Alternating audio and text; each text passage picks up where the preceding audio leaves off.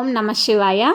April 12 Chaitra పౌర్ణమి చాలా మంచి రోజని తిరువన్నామలై గిరి ప్రదక్షిణంకి వెళ్ళామండి. Next day Tamil new year కూడా ఉండడంతో చాలా రష్ ఉన్నారు. మేము ఇంకా మా అక్క వాళ్ళ ఫ్యామిలీ ఈవినింగ్ 6కి తిరుపతి నుంచి స్టార్ట్ అయ్యాము. అక్కడ రీచ్ అవ్వడానికైతే నైట్ 12:30 అలా అయిపోయింది. దారిలో వర్షం కూడా పడింది. ఇంకా 1:00 అయితే నడవడం స్టార్ట్ చేసాము. ఫస్ట్ టైం అయితే నిత్యాన్ని తీసుకొని వెళ్ళాము. ఇక్కడ కొండ చాలా విశేషమైంది. ఈ కొండ చుట్టడానికి మొత్తం 14 కిలోమీటర్స్ డిస్టెన్స్ ఉంటుంది. సత్య అయితే ఇక్కడే బీటెక్ చదివారు. దానివల్ల మోర్ దాన్ 20 టైమ్స్ అలా గిరి ప్రదక్షిణం చేసింటారు. లాస్ట్ టైం ఆదిత్యాన్ని తీసుకొని వచ్చాము. ఎక్కడ ఎత్తుకోకుండా తనే నడిచాడు మొత్తము. నేనైతే ఆదిత్యాన్ని చూసి మోటివేట్ అయ్యి నడిచాను. ఈసారి అయితే నిత్యాన్ని ఏడిపించకుండా ట్రిప్ కంప్లీట్ అయితే బాగుండు అనుకున్నాము.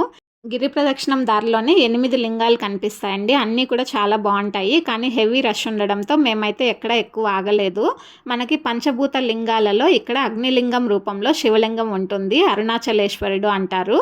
తమిళనాడులోనే 4 పంచభూత లింగాలు ఉన్నాయి. ఆంధ్రప్రదేశ్లో ఒక పంచభూత లింగము కాళహస్తిలో వాయులింగం రూపంలో ఉంది. ఇక్కడ మనము కొండని మౌంటైన్ ఆఫ్ విజ్డమ్ అంటారు. చాలా పవర్ఫుల్గా ఉంటుంది. ఇక్కడ గిరి ప్రదక్షిణం చేస్తే అనుకున్న కోరికలు నెరవేరుతాయి అని కూడా చాలామంది బిలీవ్ చేస్తారు. ఇంకా మేము మార్నింగ్ 1:00కి స్టార్ట్ చేసాం కదండి. 5:30 కల్లా నడిచేసాము. మళ్ళీ ఆఫ్టర్నూన్ 12 ఇంటికి వెళ్ళిపోయాము. కానీ నెక్స్ట్ డే అయితే కంప్లీట్ రెస్ట్ తీసుకోవాల్సి వచ్చింది. Full body pains. ట్రిప్ మాత్రం చాలా బాగా జరిగింది.